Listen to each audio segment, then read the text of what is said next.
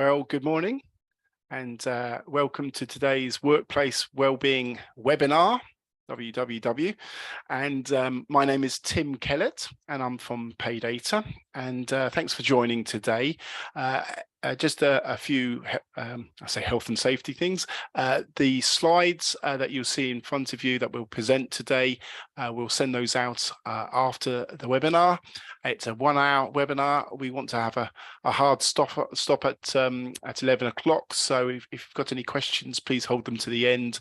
We'll try and answer them. And any we aren't able to answer, we'll send those out with the slides as well. So as I said, I'm Tim Kellett from Paydata. Those who don't know Paydata, we are a reward management consultancy, and we help organizations find, attract, retain and motivate the right sort of people to meet their corporate objectives. We do a range of services, pay and benefits benchmarking's one key area. We also help organizations with reward strategy and things like pay and cash and bonus scheme design. We have our own job evaluation methodology to help organizations create a hierarchy of jobs. We support the annual pay review process through our online software. What's increasingly important interest to people at the moment is total reward statements, so helping engage employees. For about almost 20 years now, we've been doing equal pay audits, so looking at identifying any differences in pay and what might be driving them.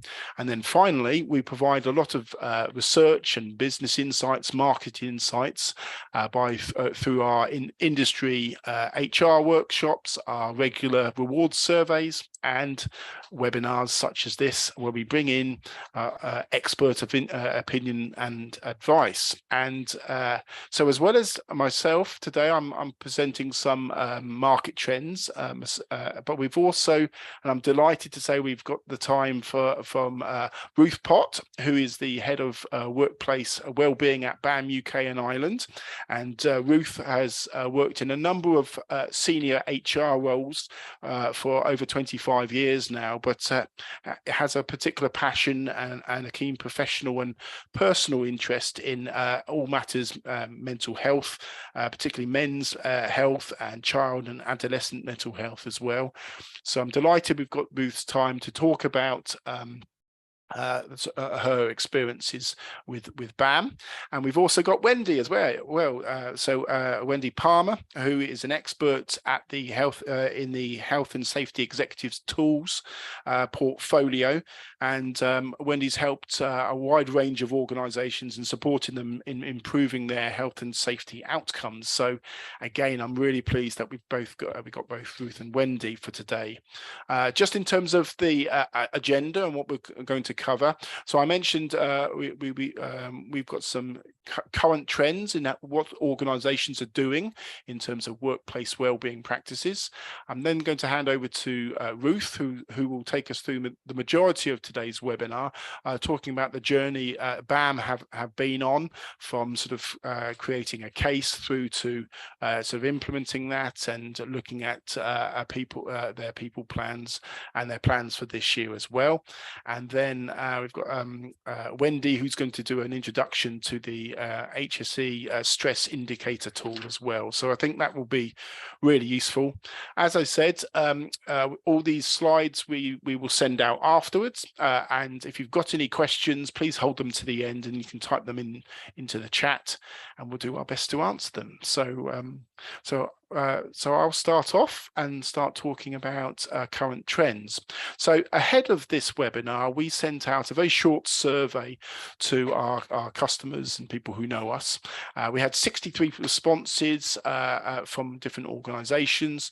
75% of those organizations have over 100 employees, so a substantial number of employees. And we're looking at quite a wide range of sectors. So we're looking at construction, healthcare, sort of third sector associations, institutes. We're looking at utilities companies as well, and housing associations. So quite a wide range of sectors are represented in the next few slides.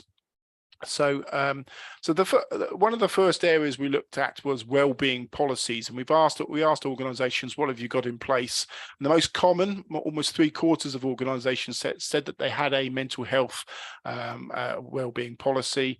Another couple of areas which have been more recent, which have definitely been raised as areas where people focused on in the last 12 months, are work-related stress and menopause as well. So a lot of organisations implementing menopause leave, for example, family-friendly policies, but also focusing on stress. So, and obviously there's some other policies there, less common, but people mention them as well, such as bullying and harassment.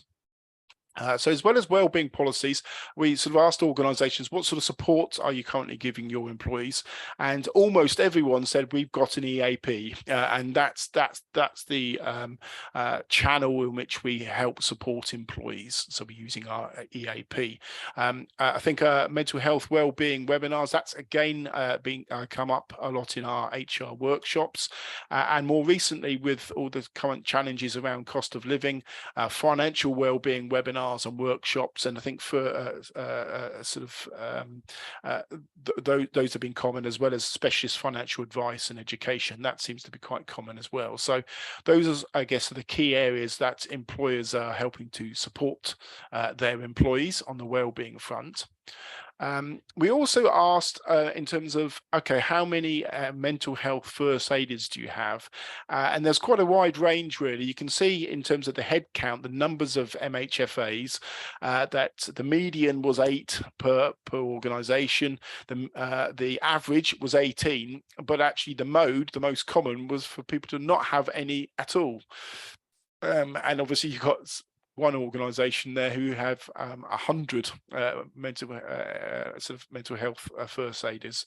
I thought it would be useful actually to break this down by size of organisation, and that seemed to be a little bit more provide a bit more consistency. So in general, we're looking at 2.5 to 3.5% of employees were having mental health first aiders.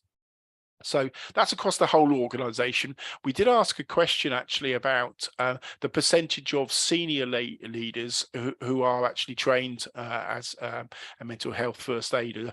And the two largest proportions there you can see are actually 0%, so none of our senior leaders are trained. And the next smallest proportion, which is 1 to 10% of our senior leaders are trained. And then the next one is 11 to 25% of our senior leaders. So you can see the vast majority in organizations really at a senior level don't really have a huge number of mental health first aiders in proportion to the number of senior managers they've got. So so that's in terms of the mental health, the numbers of mental health first aiders.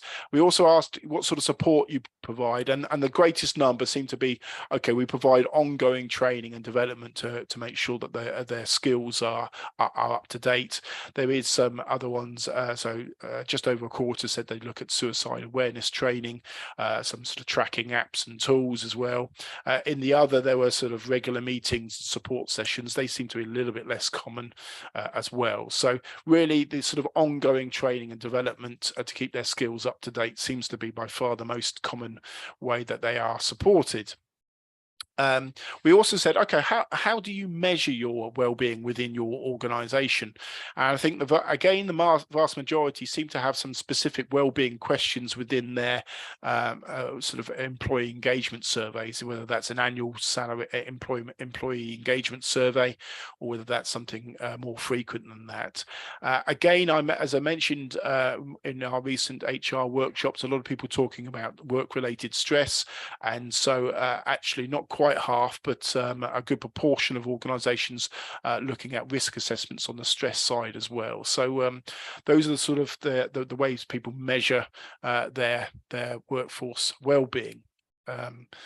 And then we also asked the question about reporting. So how do you report your health, mental health and wellbeing statistics to your senior management?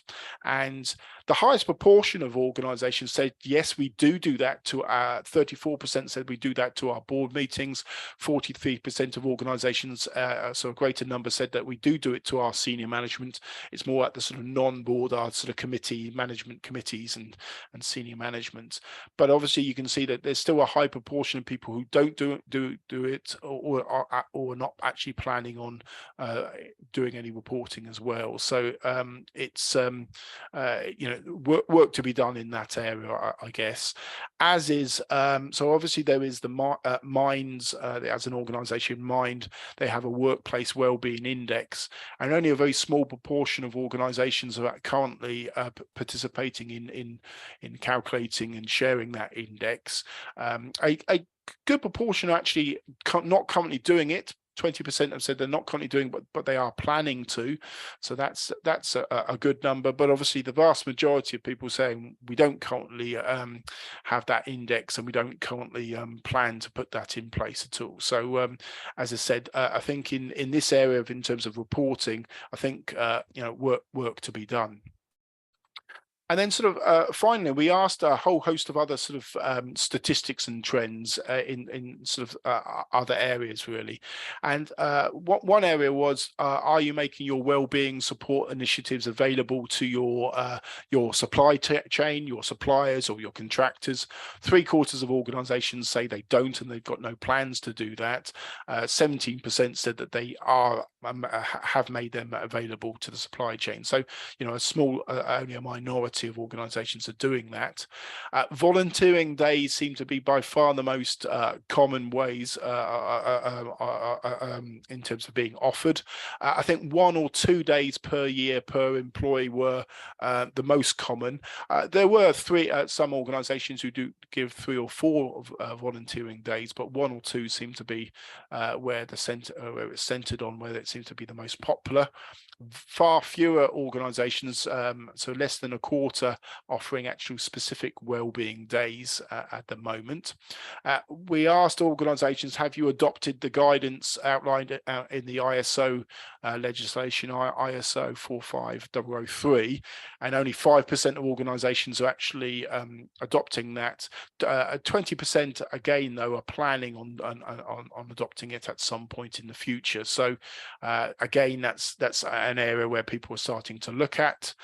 Interestingly, a lot of organisations have investors in people, but only 1% or less than 1% in our survey actually stated that they have the We Invest in Wellbeing accreditation, and 79% said they don't actually have any plans to seek that specific accreditation under investors in people. So again, it's very much the minority there. So that if you're looking at if you're looking at doing something in this area, in any of these areas on the screen here, perhaps that's something you might wish to look at. So that was the I guess the sort of summary of a whistle-stop tour of the online survey that we conducted, and hopefully that's useful. If you want any more information on that from that survey, please let us know. But now I think it's best if I hand over to Ruth, who's going to talk about BAM's journey in terms of wellbeing. So over to you, Ruth. That's lovely. Thank you, Tim. Yeah, some really interesting data that came through in that survey, and I will reference some of that through my presentation. So I know Tim has introduced me. Firstly, a huge apology that you can't actually see me. I've ended up being in the Midlands at a 2-day BAM conference, which was called long after I said to Tim that I'd help with this. So I'm kind of hiding in a hotel room. I don't know why my Zoom camera won't work, but I hope you can hear me okay. So just by way of further introduction, my background my life, a sort of career so far has always been in HR. I joined BAM nearly 12 years ago. I joined initially as HR director, and wellbeing was obviously always a key part of what we were doing. But up until about 6 or 7 years ago, it was always a very reactive part of what we were doing. And then we kind of had our light bulb moment, as many employers did, in 2016. and realised that we actually needed to really start promoting wellbeing in a very proactive way. And a really good example of how we were very reactive was we've always had an EAP, but never told anybody about it. So typically we would wait until somebody went off sick and then say, oh, we have an EAP that might be able to help you. But of course, that was too late. So we've changed all of that. So so I've been working in the wellbeing space for a full time now for 4 years, still sit within HR. Initially, I did this role seconded to our parent company, who are based in the Netherlands for 2 years, then came back working for Nuttall, the Nuttall part of the business, for a year, and then Workplace Wellbeing for UK and Ireland. So looking after about 6,500 employees. BAM, we are a civil engineering and construction company. So we are around about 84-85% male. So with all the challenges that you have with the male workforce and mental health and wellbeing. So it's been a really interesting journey. So I'm really just going to talk why we did this, how we did this, the sort of case for change, look at some of the business reasons for doing wellbeing well. The plan that we work to, increasingly looking at the sort of inclusive employee life cycle, and just the fact that, as with many other companies, you know, people are at our core. We need wellbeing to be really great before we can start having the high performing teams that we strive for. So we have some quite ambitious plans for 2023. So just moving on to the first slide. The case for change, you know, we are committed to enhancing people's lives. That's kind of our strapline as an organisation. We build infrastructure to enhance people's lives, and obviously wellbeing plays a key part of that in terms of supporting our employees to deliver that to the UK and to Ireland. But it's also supporting their families and the wider community in terms of the social value element. And also our supply chain. One of the points I picked up with the survey was very few people provide any support to their supply chain, particularly through their employee assistance programs. We do that. The take-up isn't great. It's something that we do need to communicate better. But what we do find is that our EAPs don't charge any extra for doing that. So if you have a supply chain and you're keen to support them, do have a chat with your EAP provider, because at the moment the numbers are really quite small. And we actually have 3 EAPs. It's a legacy issue, and none of them charge us any extra for including our supply chain. So that can be a big win for them. Why are we doing all of this? You know, it's to help us build a sustainable tomorrow, and we need to be clear how wellbeing will actually support all of this. In common with many other employers, you know, we are really struggling with skills shortages and actually a significantly increased in turnover of employees. You know, we know that younger people coming into the workplace want to know that they're going to be supported with their mental health. We know that young people coming into the workplace are having significantly more wellbeing issues and mental health issues than historically they have done. So we need to make sure that our people are trained to know how to ask the right questions. Young people, we need to make sure that young people from induction get the messages, and all people, not just young people, but everybody joining our business knows that we will support them where they can get help. There is a big piece around legislative compliance, and I know Wendy will be talking in much more detail about that, but it was a bit of a revelation 18 months ago with some of our leadership team that actually we should have been managing work-related stress more than 20 years ago. So we're just beginning that journey, and we're working with Wendy on that, but I won't steal any of Wendy's thunder on what that entails.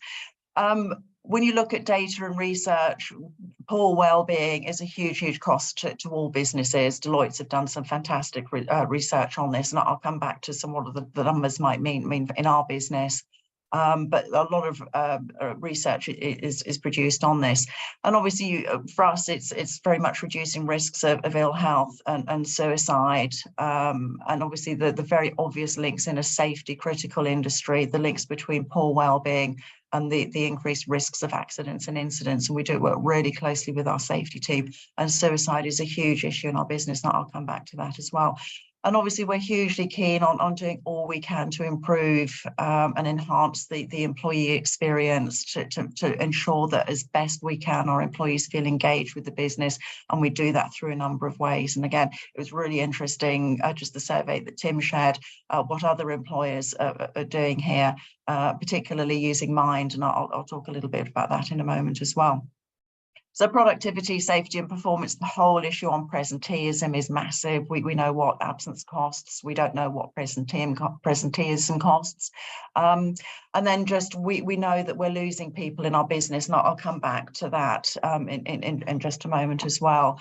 So we started this journey intrinsically because it was the right thing to do. We knew that we needed to support people if they themselves were struggling or they had somebody at home who was struggling with whatever it might have been. Clearly, if any of our employees are worried about somebody or something going on at home, they're not going to be fully focused on work. So that was our starting position. That's always been our key sort of place in terms of well-being, is it's the right thing to do.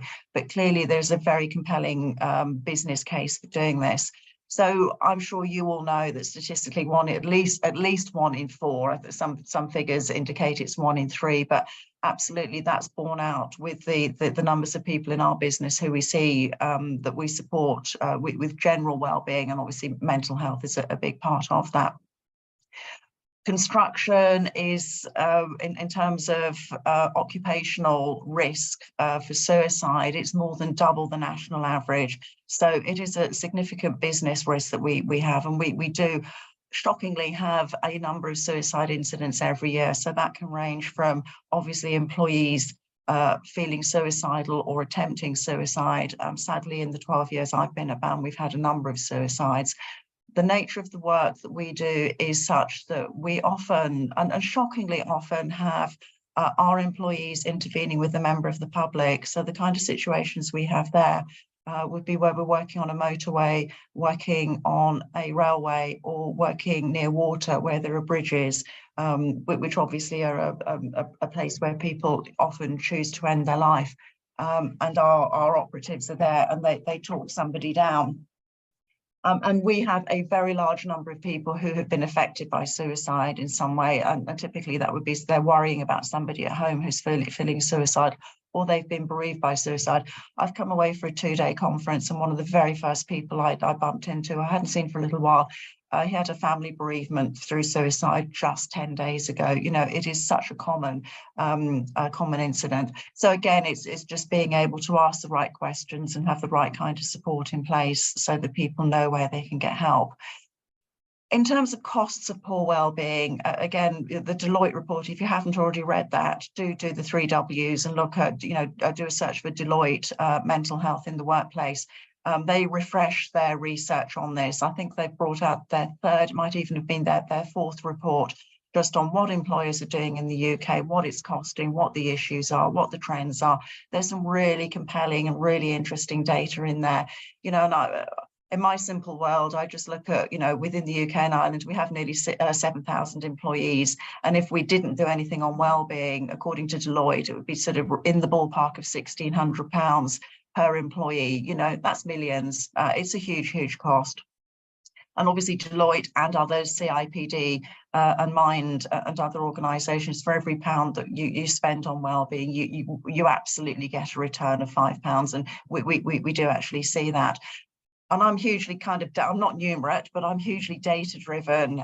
So I look at all the reports that we get from each of our suppliers, so our employee assistance program, our medical insurance. And when I looked at the numbers for our medical insurance for last year, I realised that actually the highest incidence of claim was actually musculoskeletal injuries. In the ballpark of 700,000, so nearly £750,000. And actually, when I then look back over the previous 3 or 4 years, it was a very consistent cost. So musculoskeletal is where people have got knee, elbow, arm, ankle, back, neck, shoulder type injuries, sometimes needing physio, sometimes needing surgery.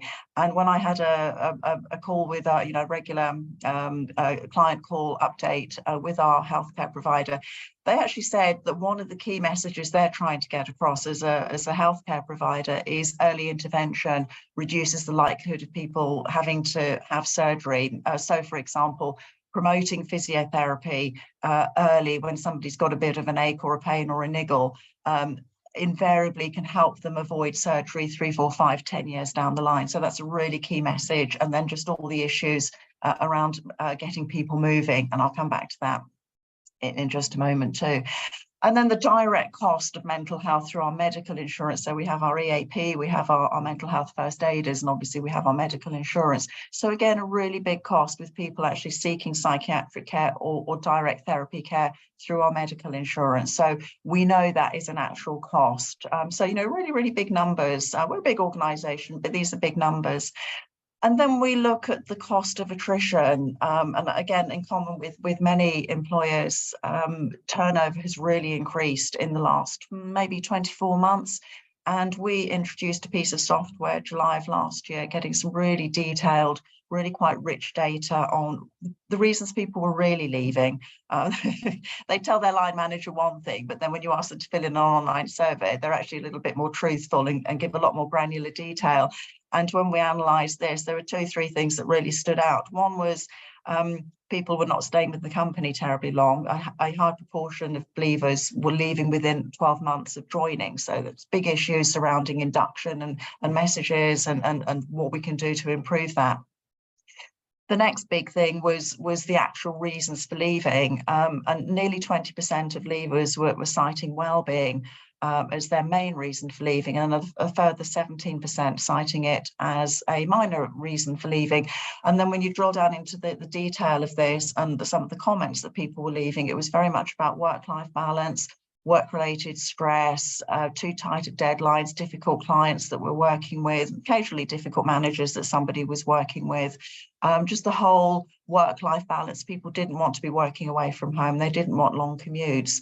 So, and it's over 1,000 people who've left the business. So when you start looking at 20% of them leaving, and you times it by the costs according to the CIPD of the average cost of somebody leaving an organisation, it runs into the millions again. So again, there's huge potential to just even stop a few people leaving. It more than pays for itself. And then part of our wider sustainability strategy, it's looking at the global challenges facing construction. So that's not something that I've personally started working with, but I will be with our sustainability team in terms of what can we do to just improve the health of people elsewhere in the world. And then in terms of business case, I haven't looked at grievances and poor performance, the risk of personal injury claims and prosecutions, but they are all business risks. So they are things that I'm very mindful that we need to pay attention to. So in terms of, sorry, just moving on to the next slide. So I'm so used to having 2 screens. I'm just struggling with just having one laptop here. One laptop and a camera that won't work on it. So in terms of some of the plans that we've got, we have a sort of formal plan, nothing more elaborate than just what I'm planning to do each year, and it goes on a spreadsheet. The sort of preventative measures, we obviously started looking at the very reactive measures, so the EAP, so we'll wait till somebody becomes unwell, then we'll start getting them some help. The last sort of 3 years, the focus has been very much more on what can we do to prevent people becoming unwell, and clearly work-related stress is a big part of that we're just about to embark on. I noticed in the slides the results of the survey that Paydata did that I think it was about 25% of organisations responding to the survey said that they have wellbeing rooms, and this is something that we have found hugely successful. This is just a photo of a wellbeing room in the slide here. So something that's really simply furnished. That room was £1,000 of investment from IKEA. It was made to look like a very informal sitting room. And the purpose was to create a very informal, safe space for people to come and talk about wellbeing. They can dip in and out of it. We sometimes have wellbeing champions, or our mental health first aiders, we call them wellbeing champions. Sometimes they'll just sit in there and kind of have open sessions, or people will just say, can I have a chat with you? Let's go and have a chat in the wellbeing room. And then as sites finish, and the furniture in this particular room has been to 4 different sites. So that £1,000 investment has really been terrific value. It started off the M5 in Aldbury, which was a motorway site we were working on. It went up to the M62. It was then packaged in a container and sent down to the M27 near Portsmouth. And I believe it's currently in a cabin somewhere on the A27 round Arundel. So, and it will be used further. So again, a very, very small investment, but huge benefit. And the benefit that we had with this, the trial that was run back in 2019 was for 3 months. It might work, it might not.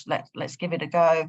The safety advisor who ran this kept a confidential note, an anonymous note of the number of people who had a chat in the wellbeing room and the kind of things that they talked about.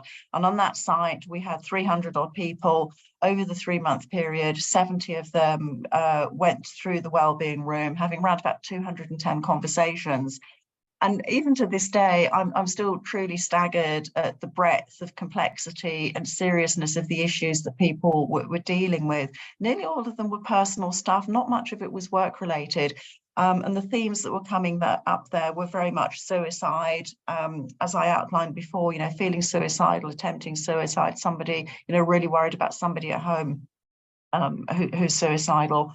It was gambling addictions where people were getting to that metaphoric dark place because they'd lost their home, they'd lost their family and their relationship. They were having people demanding money with menaces from them. So in a really, really, really difficult place. It was people who'd got teenagers who were self-harming, who were sort of developing mental illness. It was having terminal illness in the family.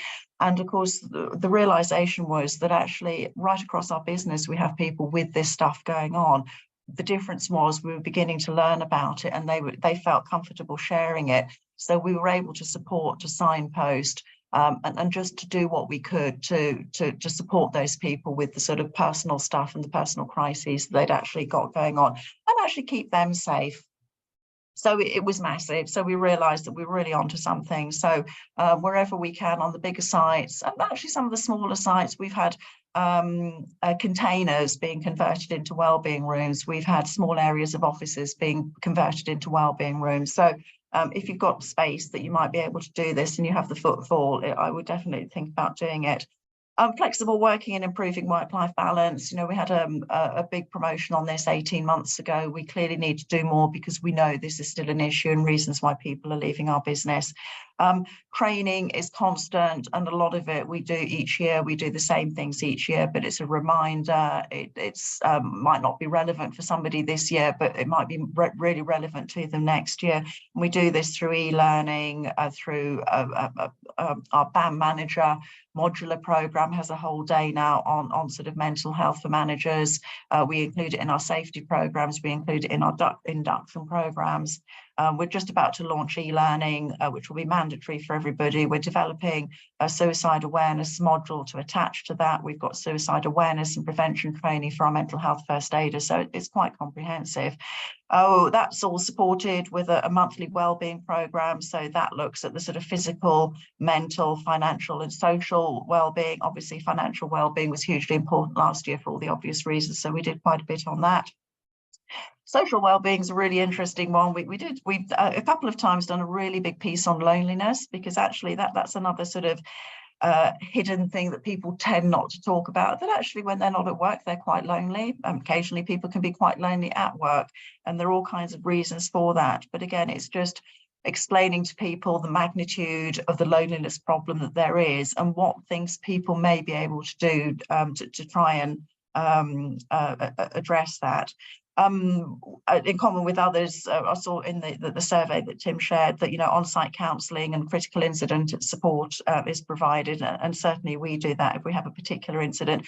or where we have a particularly challenging project, or occasionally we have a really, really challenging client who puts immense pressure on our team, and they just need a bit of support in dealing with that.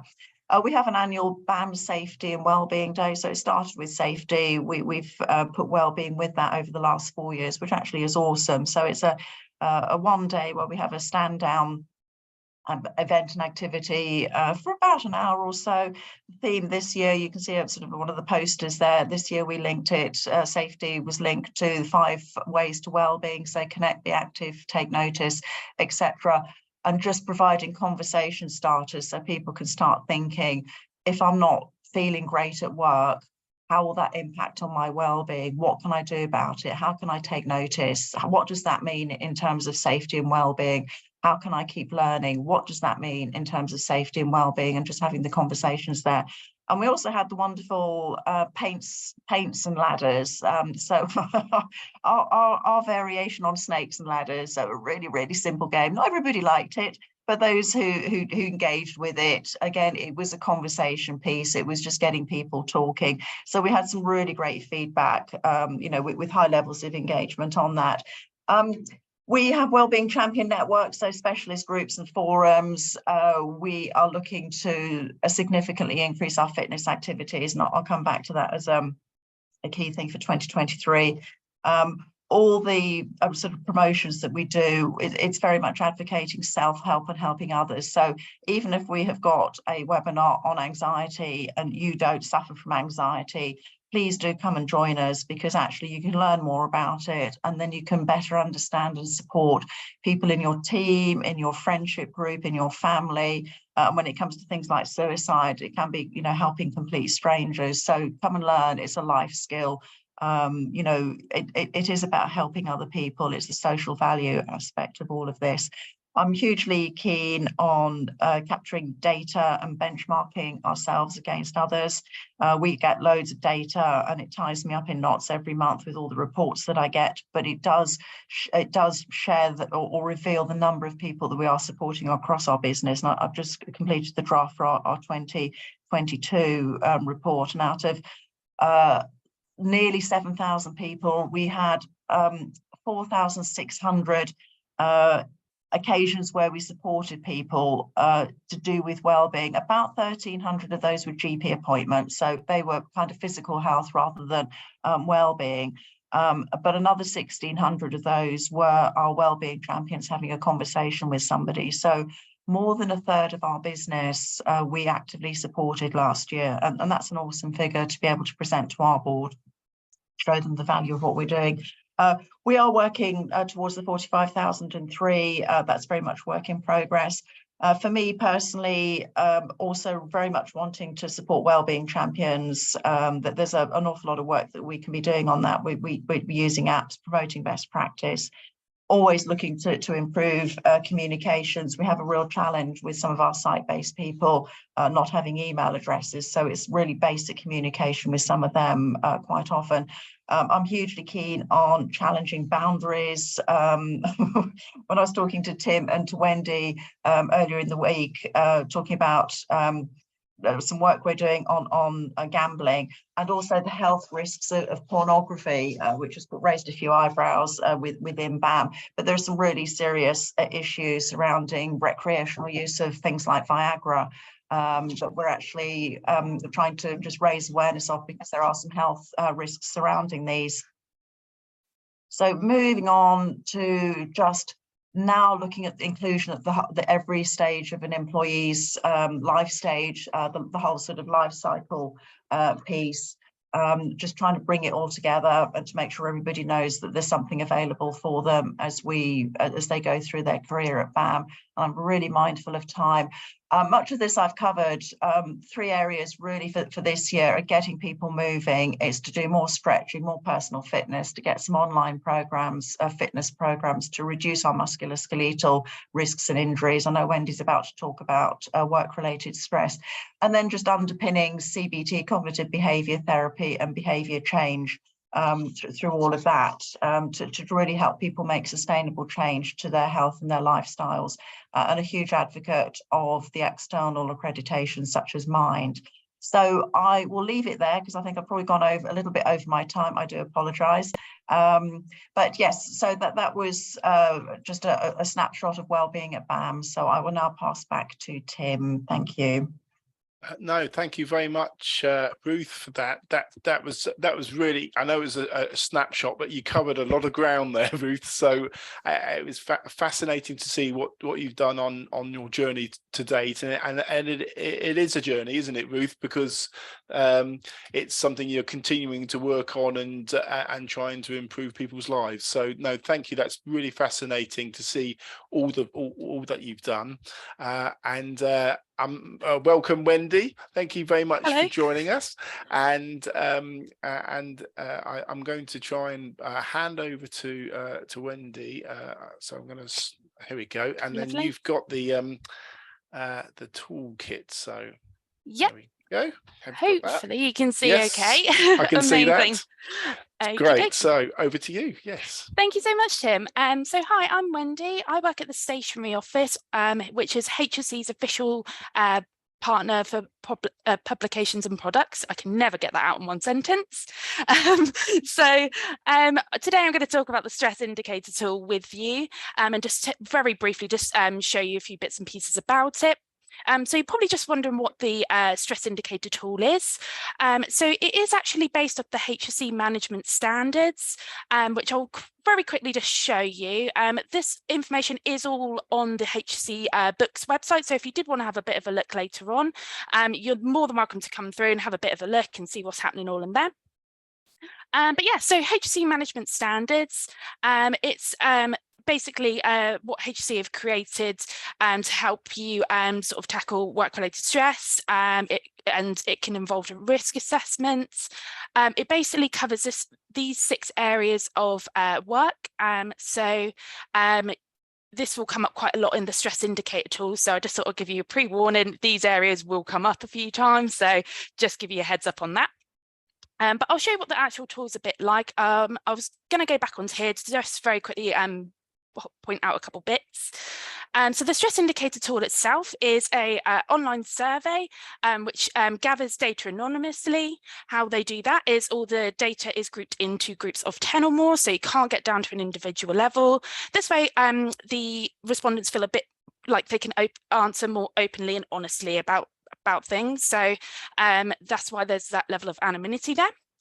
And it can be used as the risk assessment element from the HSE management standards, which I just very briefly mentioned. And then what you'll get is, so it's a 35 question, the main question set is 35 preset questions, and then you have an opportunity to add on and personalize it a little bit with adding your own demographics into there, such as like role, department, site, that sort of thing. You can also add in like your logo, bits and pieces like that as well. And then what you will get after the survey has been completed is you'll get a fully auto-generated report, and you would get some next steps on where to move on next to after you've got all your results back. But I'll show you a bit about the report in a little bit. So just so you have a quick idea on what everything's all about there. Just some super quick benefits of using the tool. We've got some benchmarking data. We have in the main tool itself, we have public and private sector, and we've also now just produced a few more benchmarking for industry sectors as well. Each year we do review it, so next year there should be more industry sectors within there. It's available on different languages. I briefly just mentioned you're able to customize and personalize and all of that. It's just easier to show you that. So just to quickly mention, there is the home and hybrid working tool. So this is an additional extra cost to the tool itself, but it is another 35 questions that you can choose to add on, which explore home and hybrid working and all the risks from working, obviously not in the office. With those. Here there's just a few more, there's some white papers and bits and pieces there if you ever wanted to learn any more about the home and hybrid. We do actually have a free version of the tool as well, which I think I will mention. So with the free version, you can use it for up to 50 employees. So if you are a bit of a larger company, you can use it as a test or a pilot, or if you're a smaller company, that works great. So you've got the free version of the tool there. Just to note, it doesn't include the home and hybrid working questions. It is just the main 35 questions for the stress indicator tool in there. So here's where you would go if you did want to try out the free stress indicator tools. This is a little link here, and it'll take you through. There is also a premium version of the stress indicator tool. So that is if you've got any more than 50 employees, there would be the costings all there for you if you were interested. And then these would be the costing for the home and hybrid. So this is if you are having this just the sit here, and then this will be how much the home and hybrid would be there for you. So that's all available for you to see on the HC Books website. Ruth mentioned before about the Deloitte report. We've got the report on here, so if you did want to read any further into it, you're more than welcome to. It's just here for you. And there's also some case studies as well, if you did want to read any further again on that as well. There's also some white papers and some copies of what the report will look like itself. So if you did want to see what a report would look like, there's a couple of links down the bottom here for you to have a quick look at. Lovely. I'll very quickly just jump into the tool itself for you. So I've got like a demonstration here. So it's housed on the HSC Survey Delivery System, or SDS for short. If I say SDS, that just means the whole system here. So super quickly go through this. So I'll go through what it very briefly looks like to build. It isn't too bad because the questions are already preset. It's just adding all your personalization to it. So it's not as bad as it could be, I guess, on that one. So you can call the survey whatever you like. Sometimes we've had companies call it Wellbeing Survey. It comes through to this little setup wizard. Oh, if I'd like to show. Come on, internet, there we go. So we've got the setup wizard here. You can add in personalization such as your logo, your name of your organization, what would you like the survey to be called, how many people you're intending on surveying, and if you'd like to add in a web page after they've submitted their response. So we've had a few people use like they could add a link on for another survey to help with survey fatigue, or you could do, we've seen lots of different things, to be honest. We've seen people put in wellbeing pages afterwards with some phone numbers of obviously companies that work with your company to like help them if they're going through a bad time or anything like that. So there's lots of options you could put in there. You can add in the background of your survey and expected completion date. Most businesses have it open for around a month. There's a few ways of sending out the survey itself. So if you're going to do a paper survey, this will just be where to put the survey once it's been completed. Just put a number in there so it goes through. There we go. How the feedback will be given. You can include a management statement to encourage a few more responses there as well. And here would be setting up your demographics. So here you can put in, well, if you call it role, grade, etc. And then you can add up to 15, 25 even. You can add up to 25 different roles in there. I'll just do 2 for now. Sorry, it won't take me on to the next page if I don't put them in. There we go. So for example, we've got these 2 here. We've also got departments as well that you could split it into. You also have an option for sites as well, again 25 with both the departments and sites there that you can add in there. You can also do how long employees have been doing their current role. You can also use how long they've been by their tenure or length of service of staff as well. So I can get my words out then.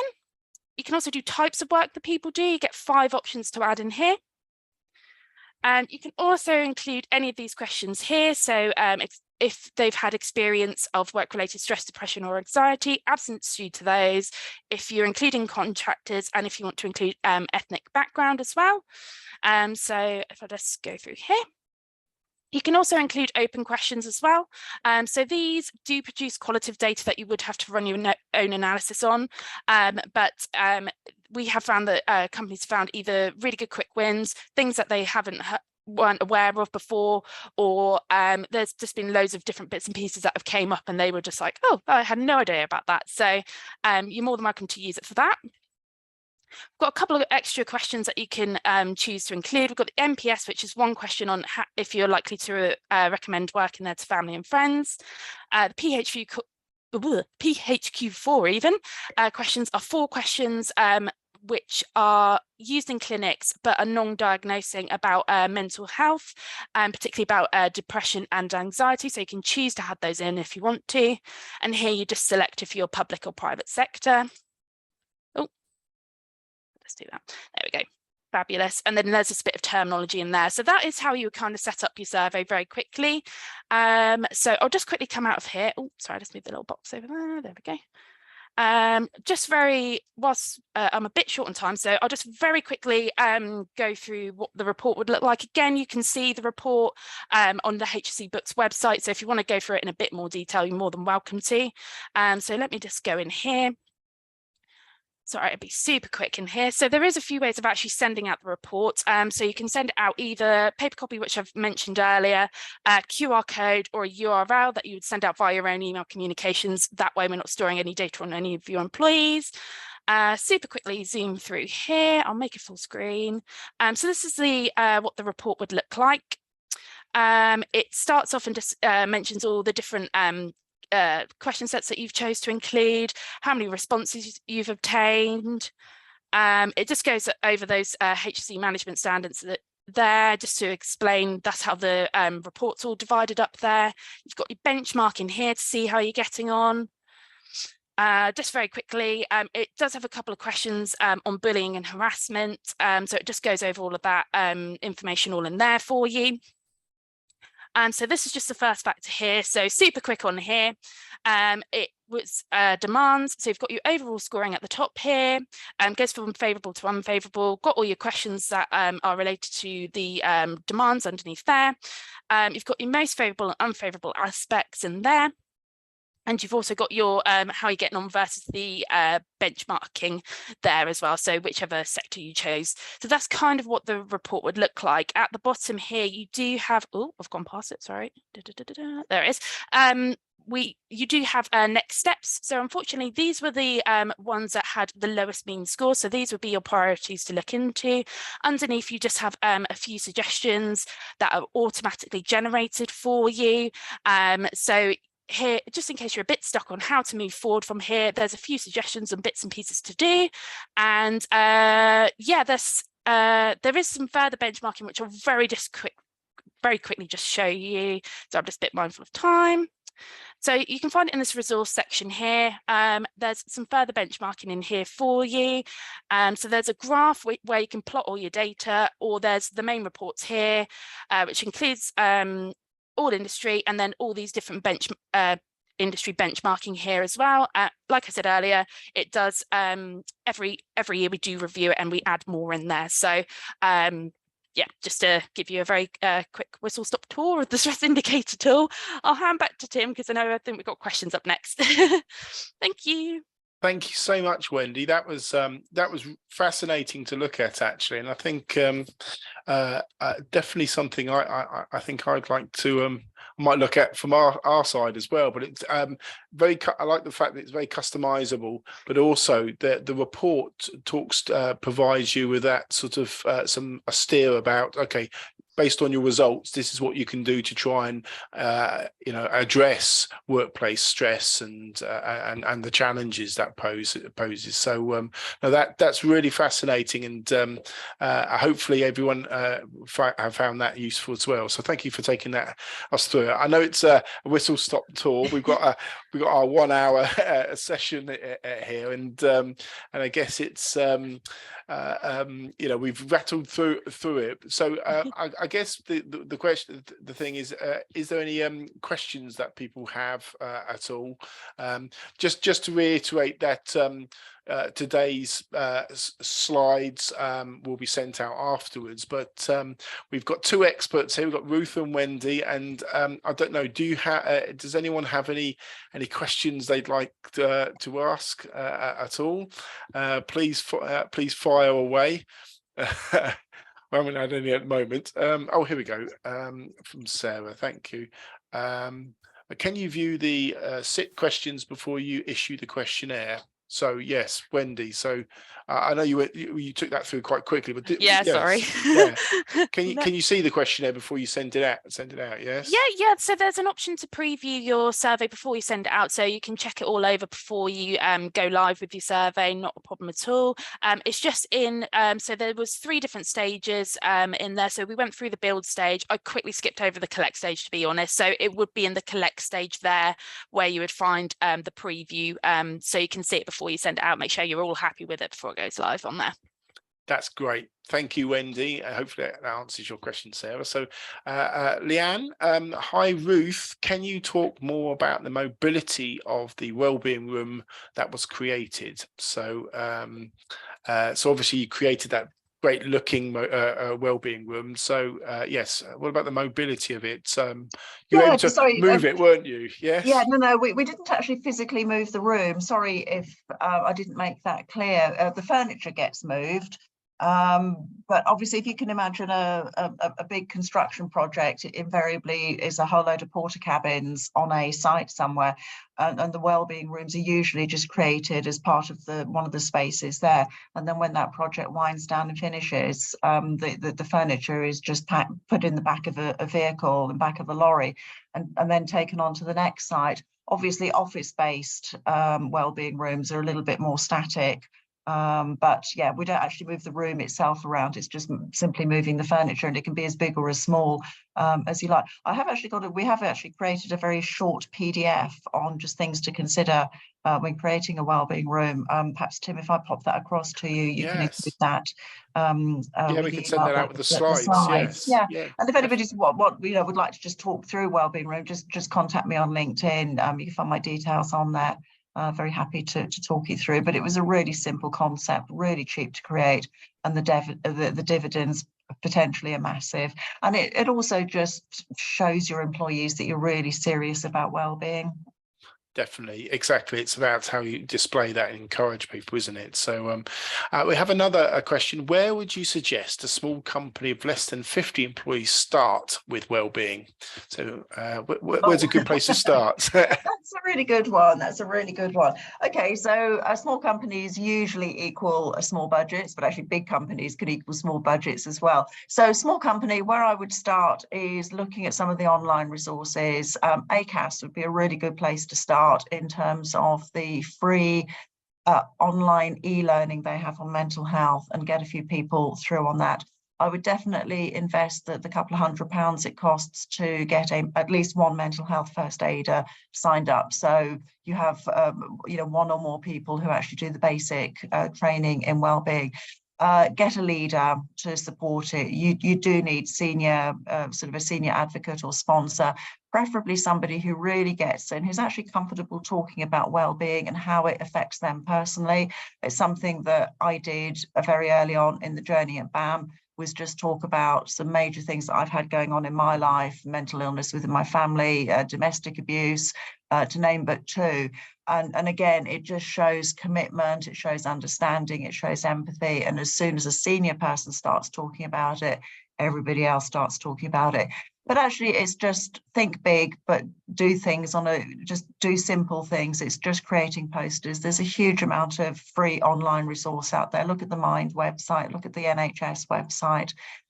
There's so much stuff, just tap into the national days of awareness or promotion weeks. A lot of places have the posters and things, and it's just putting posters up on boards and emailing stuff around as the beginning to all of this, and just get 1 or 2 enthusiasts in your company, and you will find a few more will join them really, really quickly. Once people know that they're okay to talk about it, they will warmly embrace it.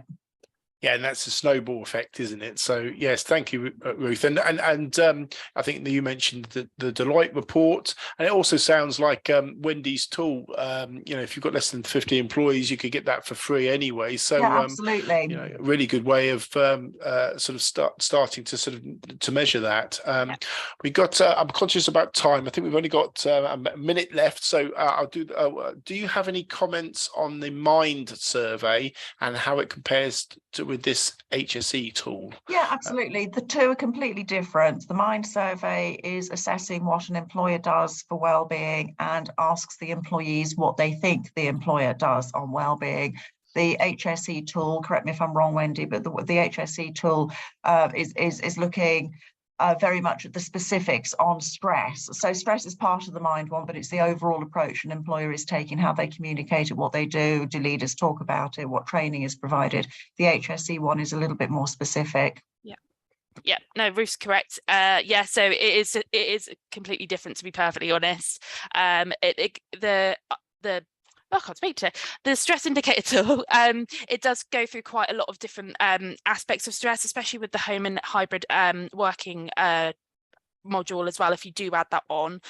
So it does go through quite a lot of different things from what the Mind tool does, if that's any help.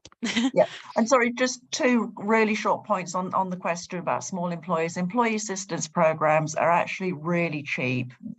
Just phone a provider. They are in the ballpark of £15 per employee per year. So they are very, very cost effective.